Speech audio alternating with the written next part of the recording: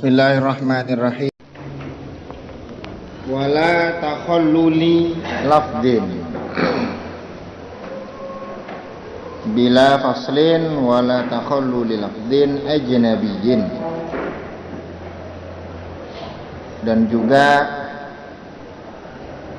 termasuk syarat syahnya ijab qabul yang juga menjadi penyebab sahnya akad be' adalah yang pertama tidak terputus lama.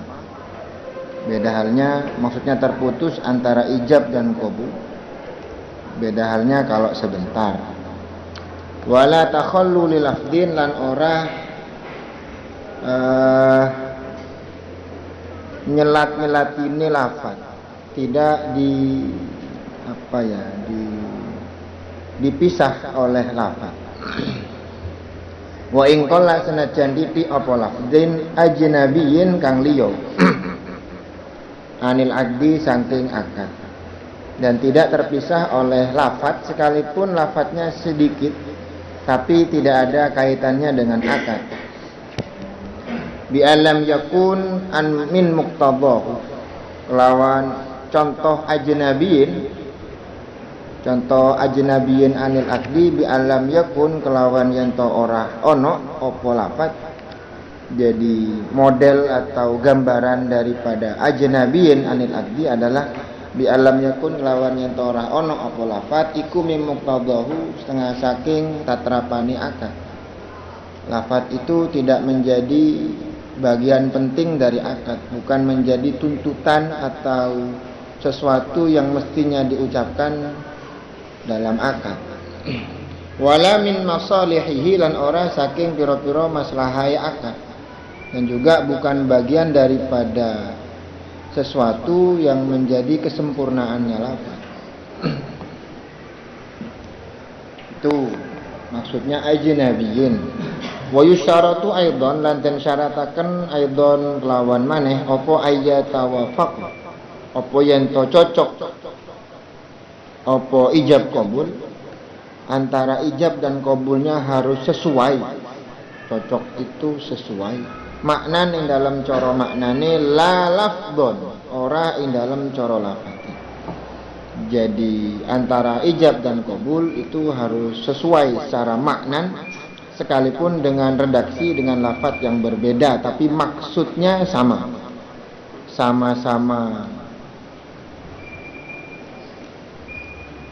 genteng, tapi bahasanya kan tidak harus sama-sama genteng. Yang maksud maknanya sama-sama genteng, karena tak coba itu kadang juga diartikan genteng. Falau qala mongkolamun ngucap sapa wong bi'tuka, artinya baik ya, bi'tuka ngetol ingsun ka ing sira bi alfin kelawan rego 1000. Fazada nuli nambahi sapa mustari au naqasa utawa ngurangi sapa mustari.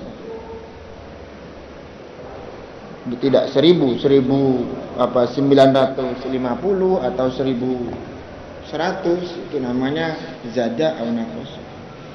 Au bi alfin utawa kelawan 1000 halatan hale kontan, kemudian fa'ajalla nuli nyumayaaken tidak kontan tapi apa bahasanya, tempo, tidak kontan, tidak dibayar langsung, atau hutang, gampang hutang, tidak kontan tapi hutang. Au aksahu atau sakwali'i halatan fa'ajalla, yakni muajjalatan fa'ahalla. Jadi baik menjualnya dengan cara hutang, tapi kemudian oleh si mustari itu dikontan. Au muajjalatan utawa halaten sumoyo akan atau dihutang bisyahrin lawan saulan. Fazada nuli nambahi sapa mustari, oleh mustari ditambahi bukan 1 bulan tapi 2 bulan. Maka lam yasiha mongko ora sah apa be lil mukhalafati krana perbedaan antara ijab dan qabulnya tidak kompak, tidak sesuai, tidak cocok dalam makna. Jadi yang disyaratkan sesuai dalam arti, maksud, pengertian. Lafadznya bisa berbeda-beda cara penyampaiannya. Bisa diungkapkan dengan bahasa 1000 atau bisa dibahasakan 2000 dikurangi 1000 kan gitu. Atau 1500 dikurangi 100 kan juga 1000 juga. Tapi lafadznya berbeda. Wabila taklikin dan kelawan tanpa menggantungaken, dan juga termasuk syarat sahnya ijab kabul tidak boleh dikaitkan, ditaklikkan. Fala yasihu mangko sah apa be ma'ahu serta taklik.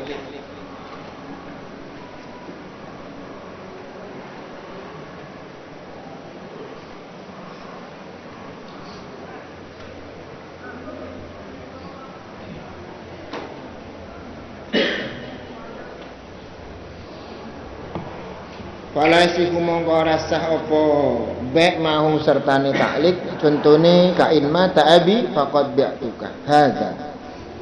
Lamun mati sapa abi bapak ingsun faqad bi'tuka mongko teman-teman ngedol ingsun ka ing sira hadza ing iki barang.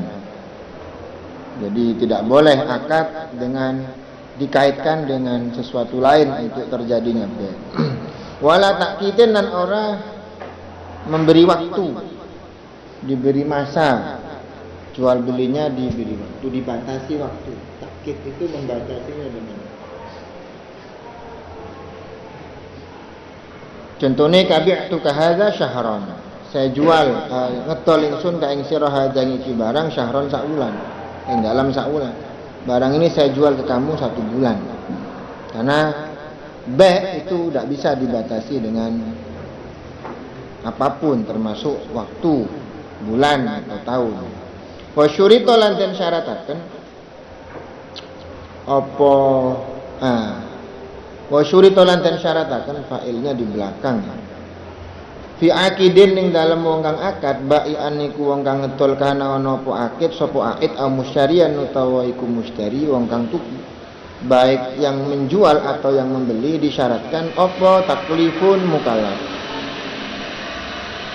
Fala yasihu mongko rasa aqdu sabiyin apa akate arek cilik wa majnunin lan wong gendeng.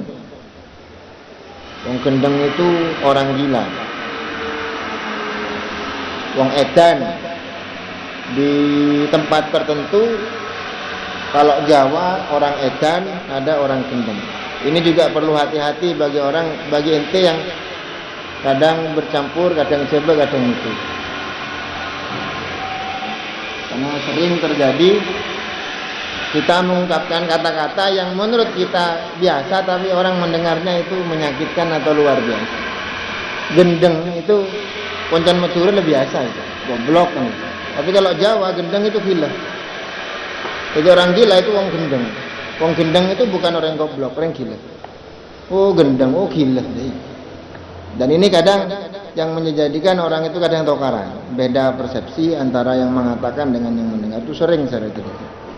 Maka perlu tahu kadang ketika kita ke suatu tempat, sekalipun sama-sama bahasa Madura atau Jawa, kita jangan langsung mengobrol kata-kata, tapi juga perlu memahami di sekitar situ apa dan bagaimana kata yang dipakai. Karena ini sering terjadi. Atau paling tidak ya mohon maaf dulu, kasih tahu kepada orang di situ bahwa saya ini orang dari orang daerah lain, jadi khawatir nanti ada kata-kata yang mungkin berbeda cara penggunaannya, jadi mohon maaf.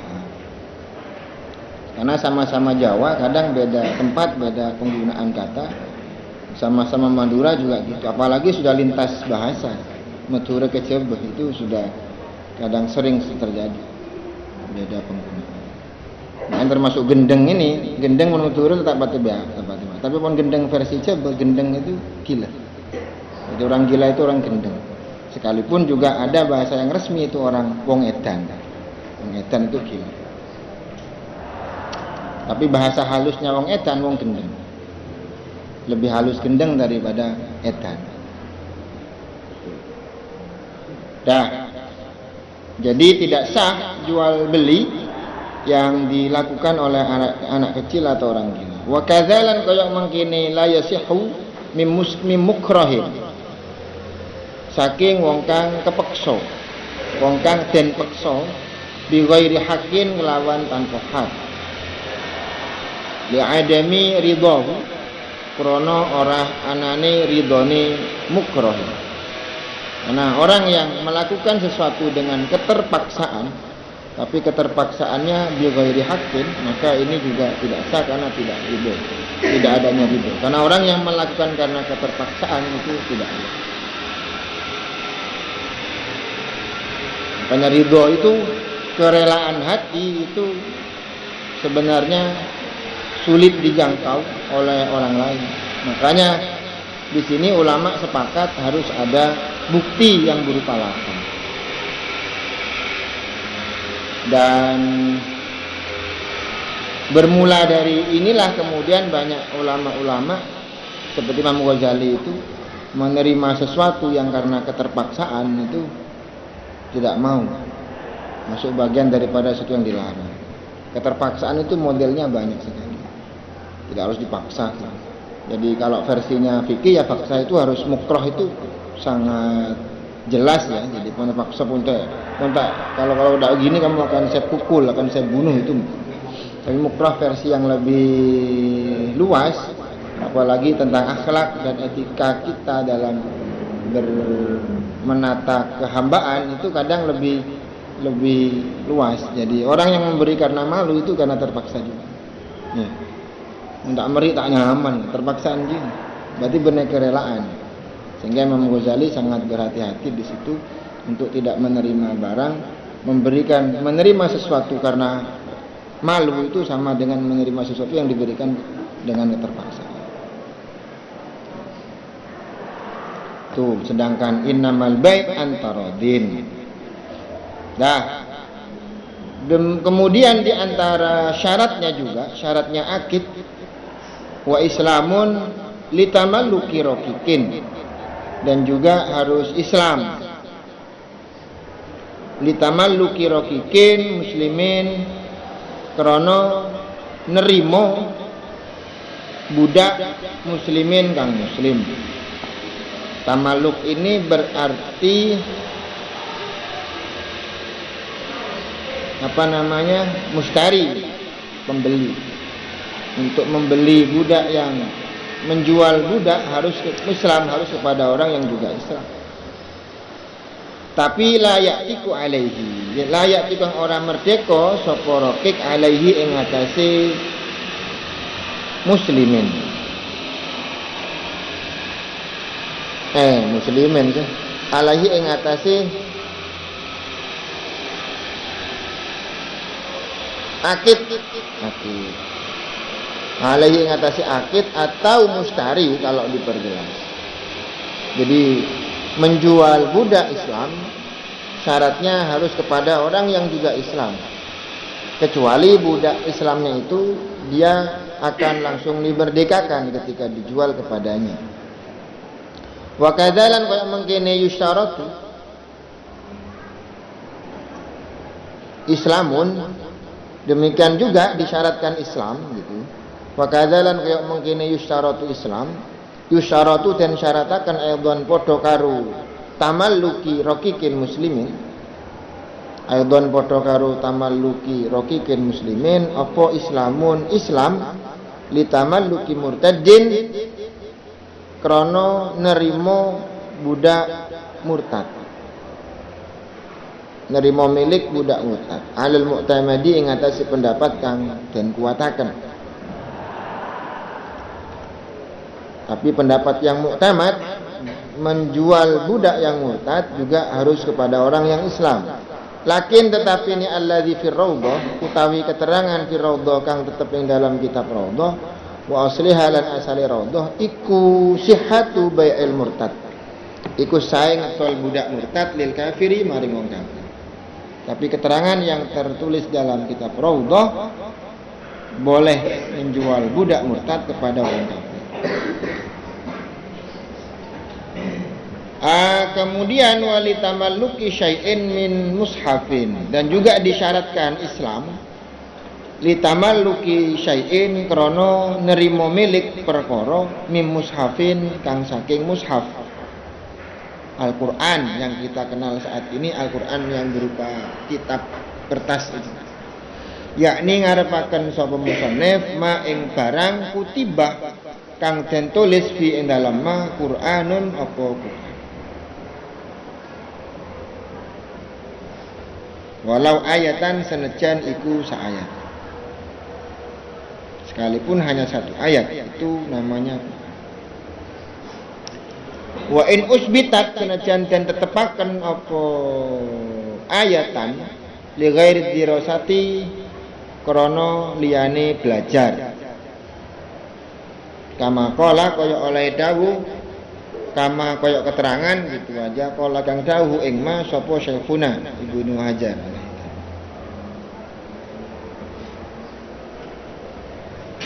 Jadi juga disyaratkan Islam adalah menjual mushaf, menjual tulisan Quran, atau ya mushaf atau Quran yang kita kenal lah namanya Quran. Itu namanya mushaf sebenarnya, atau tulisan. Kalau Qurannya tidak bisa tapi kalau kita mulai gampang secara pemahaman dan penyampaiannya, yaitu Quran sudah, yang buku itu Quran. Kalau Qurannya sebenarnya tidak bisa dilihat. Yang bisa dilihat tulisan atau mushaf.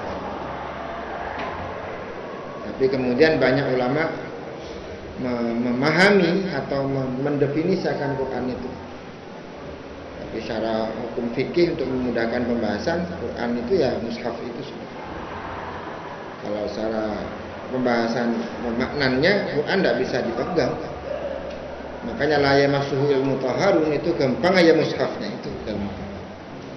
Sedangkan ulama yang mengatakan Quran tidak bisa dipegang itu yang mengatakan bahwa Quran itu bukan itu, Quran itu tulisan. Jadi la yamassuhu ilmu taharun itu bermakna beda, bermakna bukan yamassuhu memegang secara fisik.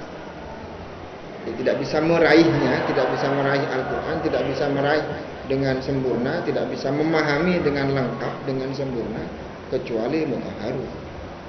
Ada yang mengartikan. Tapi kan secara umum untuk hukum fikih gampang ada kan ya, Quran itu mushaf. Mushaf. Atau tulisan, atau kertas yang ada tulisan Al-Quran. Nah, Quran ini kan sudah masuk translate ya, translate. Apa translate? Apa? Terjemah dari, tapi translate-nya translate yang luar biasa istimewa. Translate dari bahasa langit ke bahasa bumi. Dari bahasa Tuhan ke bahasa manusia. Karena kalau bahasa Tuhan la bisautin wala biharfin, la awwala lahu wala akhir. Artinya tidak tersusun kata per kata, huruf per huruf. Kalamullah kan begitu. Ya, yang kita tahu, yang kita pelajari kan begitu. Jadi kalamullah la bisautin wala biharfin, dan tidak ada awal, tidak ada akhir.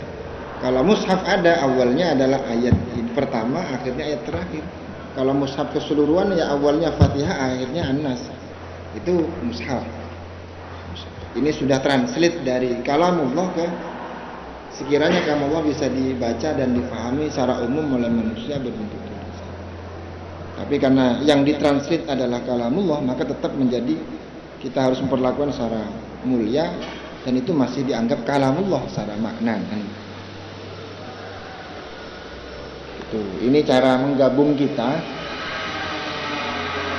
antara kalam yang kita pelajari dalam kitab tauhid, dalam keyakinan kita bahwa kalamullah la biharfin wala bisautin, dengan Al-Quran yang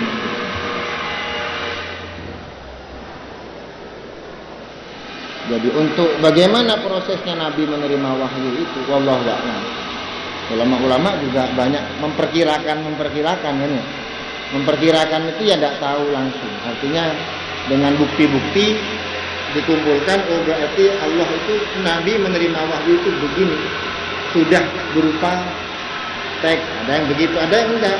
Tapi kemudian Nabi dengan kemampuan yang dimiliki beliau yang diberikan oleh Allah, langsung beliau bisa menyampaikannya seperti itu.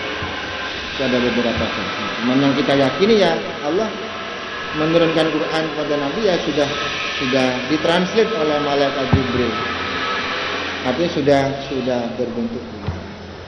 Ada yang mengatakan tidak. Makanya nanti ada pembahasan juga tugas Jibril itu apa saja. Berarti itu ada tugas transitnya juga, penerjemah. Tidak pernah dengar ya tugas Nabi menerjemah. Ini kan perkiraan kalau ditelusuri lebih dalam secara ilmu, secara logika bagaimana. Kalau yang turun pada wali-wali itu memang hampir semua rata-rata itu kalau ditanyakan kepada yang bersangkutan tidak berbentuk huruf dan tidak berbentuk. Karena Allah itu juga berfirman. Allah selamanya berfirman, tapi tergantung manusianya kapan bisa menangkap firman Allah.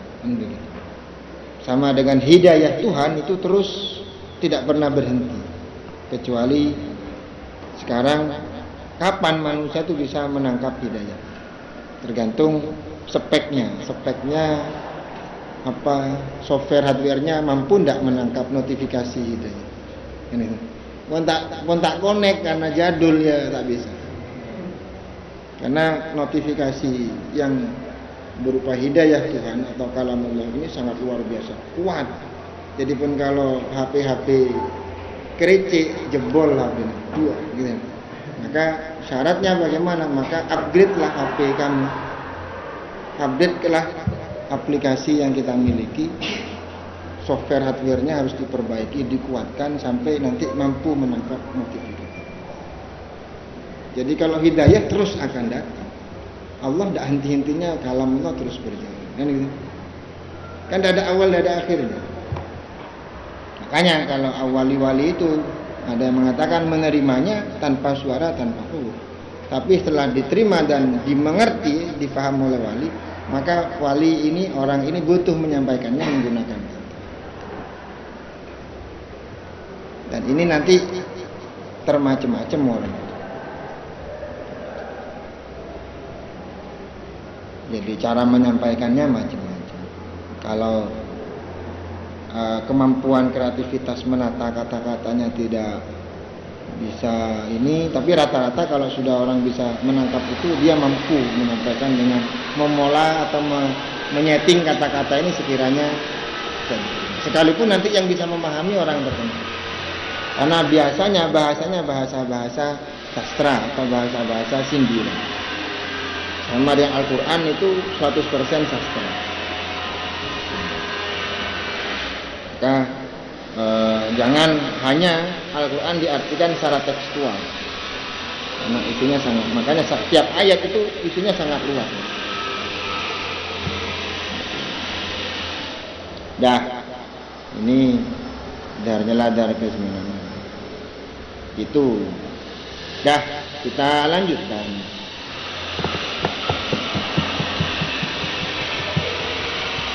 Ayatan. Jadi di antara syarat Islam, disyaratkan Islam juga ketika menjual mushaf atau tulisan Al-Quran. Sekalipun li ghairi dirasah wa in usbitat li ghairi dirasah. Kama qalahu Syekhuna. Wa syaratu aidan, dan juga disyaratkan adamu hirabatiman. Tidak orang merangini wong. Adamu hirabatiman yashtari ala taharbin. Orang merangini wong yashtari kang tuku sapa man ala taharbin ing alat perang. Kasaifin kaya pedang, warumhin lan tombak, wa nusyabin lan apa namanya, wa nusyabin lan apa nusyabin apa itu yang kebagaimana Jemparing biasanya maknanya jemparing. Semacam panah tapi besar. Jemparing.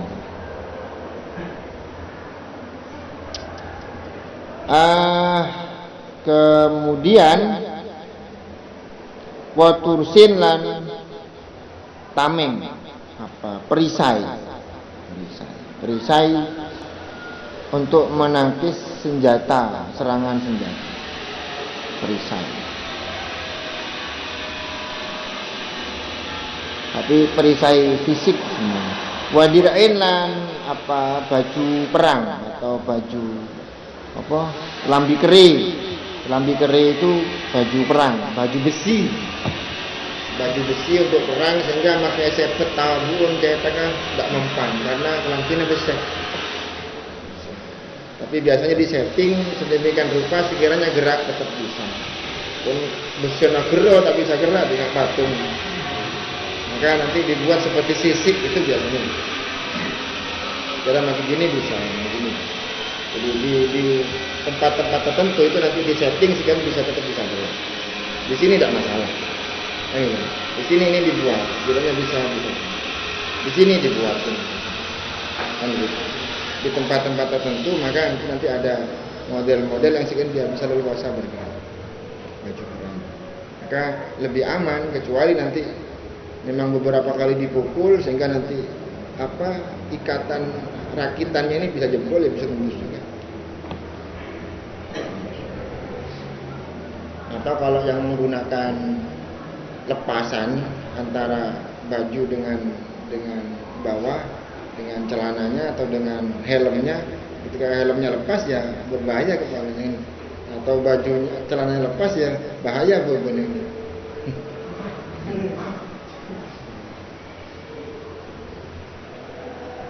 Itu kalau dulu, kalau sekarang ya tidak tahu model pengamanan karena senjatanya kan beda sudah berkembangnya zaman. Pakai nuklir sebenarnya, hancur api. Enggak, perisainya ya sesuai. Kalau perisai model itu ya pengguna salah-salahan. Kalau kita ancor orangnya ya mati paling. Nah, tolong-tolong jauh gini ya. Maka perisainya beda.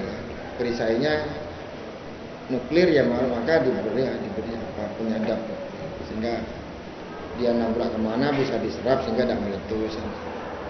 Atau sekiranya dia menuju kemana ada dibuat alat yang ini bisa mengejar ini sehingga letusnya kan begitu. Perisainya modelnya begitu. Dan itu sudah gencar di luar. Di Indonesia tak pakai rame karena sebab Indonesia aman. Paling ramero paling ialah komen gitu. Jadi kita perlu bersyukur lah ada apa-apa, ada perang. Paling perang oleh rame tok kumpul orang banyak macam mulai bujar. Paling kumpul tu mau bertuku deh, mau berban.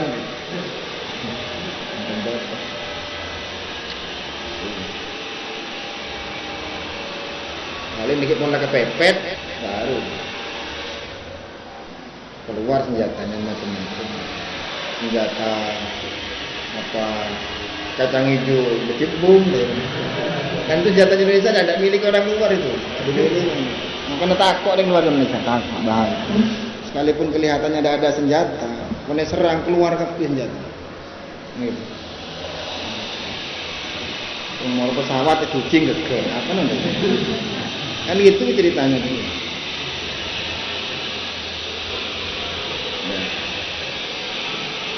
Makanya dunia itu takut mau menyerang Indonesia secara fisik kan. Enggak bengal itu bengal. Maka nyerangnya ya lewat merusak mental dan sebagainya. Sudah. Kemudian mana tadi? Jadi di antara syaratnya juga tidak boleh menjual alat perang, senjata tajam gampangannya, kepada orang yang pada musuh gampangannya, orang yang memang dia akan menyerang kita. ada musuh. Jual nuklir kepada negara yang memusuhi kita. Wa khailin lan kuda atau jaran. Karena ini semuanya perangkat perang, perangkat untuk menyerang atau menyerbu. Kuda waktu itu, kalau sekarang tak main kuda, cuman sekedar kebaik milik lah, buah-buahan kebaik balapan. Jadi karena kendaraan yang lebih cepat dari kuda sudah sangat banyak. Kalau dulu paling cepat itu kuda untuk kendaraan. Karena tidak ada mobil, tidak ada sepeda motor, apalagi pesawat. Sekarang pesawat sudah ada. Pesawat yang kecepatannya sangat tinggi sudah ada. Pesawat siluman juga ada.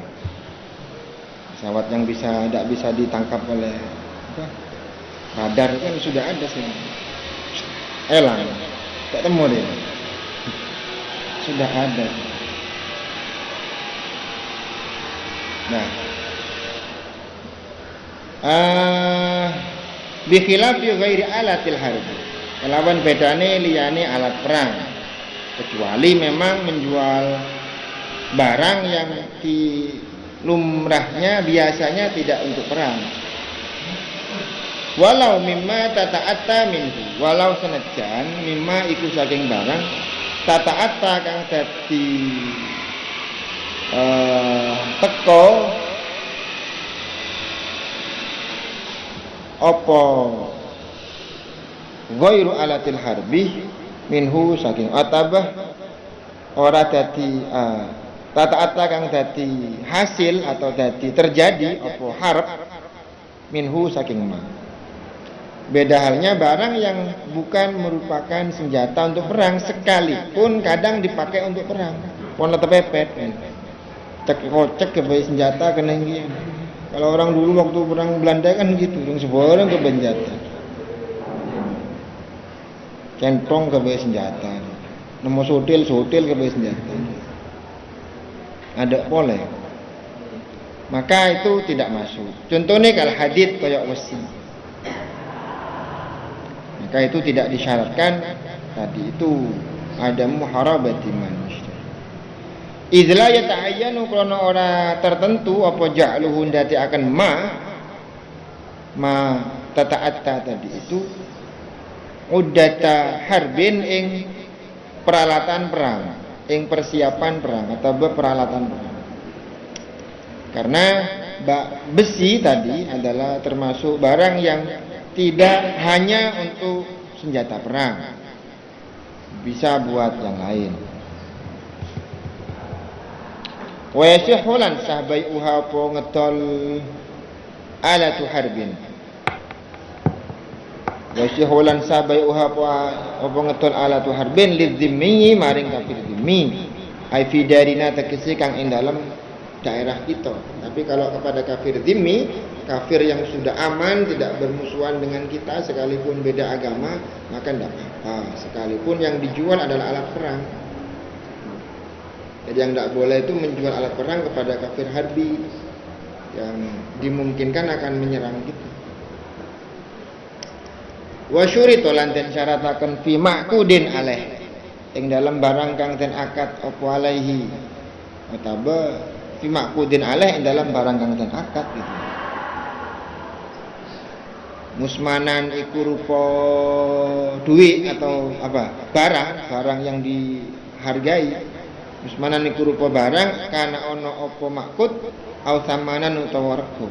Baik barangnya atau uangnya. Baik barangnya atau uangnya. Kalau sekarang kan namanya uang. Apa kang den syarataken milkun apa milik lahu kedue akid. Ailil akidi tegese kedue akid alaihi ing ngatasi makud.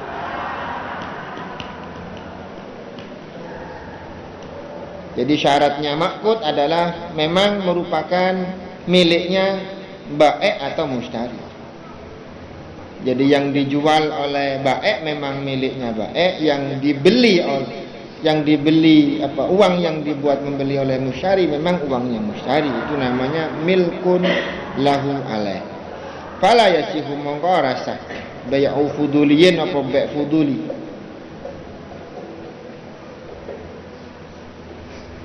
Bai' fuduli itu menjualnya seseorang terhadap barang yang bukan miliknya, itu bai' fuduli. Jadi barang yang dia jual bukan miliknya dan tidak ada pemasrahan dan penyerahan dan wakil dari yang punya barang, itu bai' fuduli. Ini tidak boleh sebenarnya karena bukan miliknya. Jadi sekalipun yang punya itu adalah teman dekatnya, tapi ketika ada penyerahan, tidak ada pasrah atau wakil, maka ya tidak boleh, tidak punya hak kecuali memang diserai. Engkau keluar kadang ya juga kita tuku, kan orang beli lah jual lagi. Bukan berarti kan ada penyerahan. Kalau enggak ada maka tidak. Oh kalau setang dia datang paman, setang dia tuku, maka saya juga akan jualkan. Jangan, karena tidak punya hak untuk menjual barang. Tapi kan ini sudah tuku. Tuku itu kan memang disiapkan untuk menjual barang ke orang. Ketika ada orang beli, kan kasihan tidak dijualin. Dan ini yang punya tuku paman saya atau orang tua saya. Tidak boleh sebenarnya. Kecuali memang kamu ada izin secara umum enak. Kalau memang kamu sedikit. Lebih pada orang meleh gimana saya izin? Oh, tidak apa-apa bisa. Itu kan nanti ada pemasrahan secara global. Beda ya. Jadi fuduli itu tanpa itu. Wesihulan sah, tidak boleh, tidak sah bai' fuduli. Wesihulan sah bai'u mali ghairih. Namun sah bai'u mali ghairihi apa ngedol arto liyane akid zahiran ing dalam zahir. Kapan bolehnya atau sahnya menjual barang yang bukan miliknya itu? Inbana lamun pertelo. Inbana lamun bertelo ba'dal akdi sausi akad ba'dal bai'i sausi jual beli. Apa sing bertelo annahu apa satune malun lahu iku kedue akid. Contone kan kaya ngedol sapa akid. Kaya ngedol sapa akid malam muwarrasi. Ing artone wong kang den warisi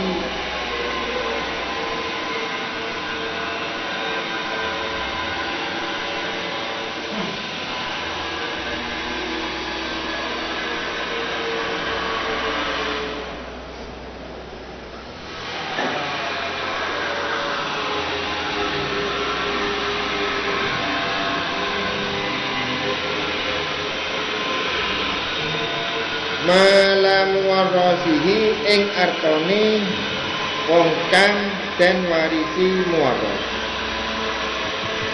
donan halenyono hayatahu ing uripe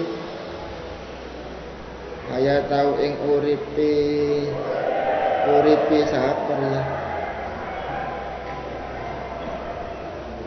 ya muwaros ya hayat yang uripe muwaros.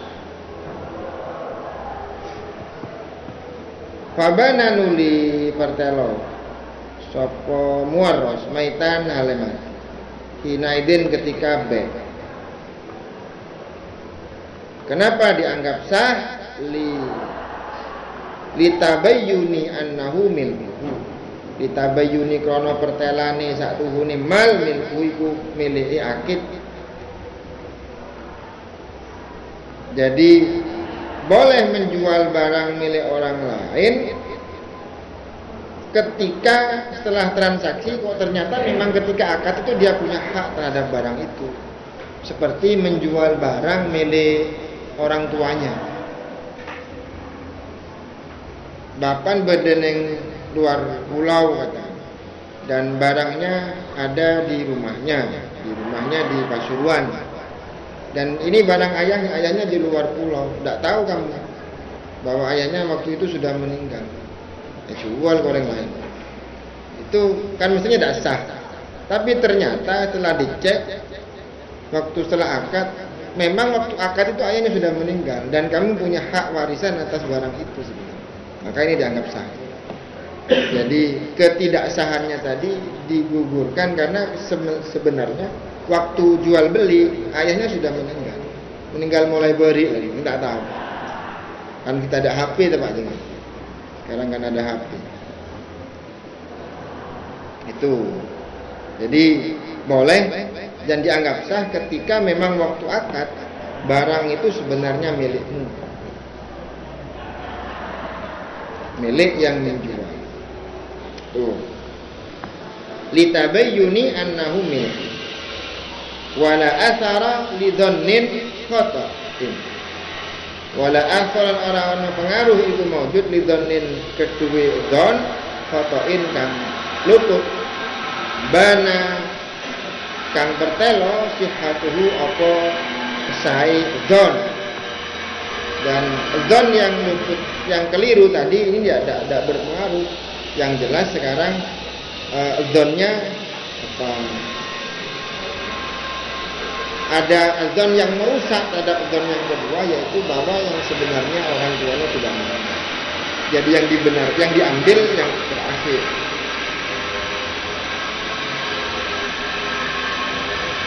Li'anna li'tibara kono satu nikang den anggep fil uqud yang dalam pira-pira akad bima iku kelawan perkara fi nafsil amri dalam kahanane barang. La bima fi dhannil mukallaf ora kelawan barang fi dhannil mukallaf kang tetep ing dalam dzanni wong mukallaf. Karena kalau di dalam akad itu yang dikedepankan adalah nafsil amri bukan dhannul mukallaf. Sekalipun dzonnya tidak sah tapi ternyata sah, maka ya dianggap sah. Sekalipun waktu menjual itu dia meyakini bahwa orang tuanya belum meninggal, tapi kenyataannya fi nafsil amri waktu itu sudah meninggal, maka ya tetap sah.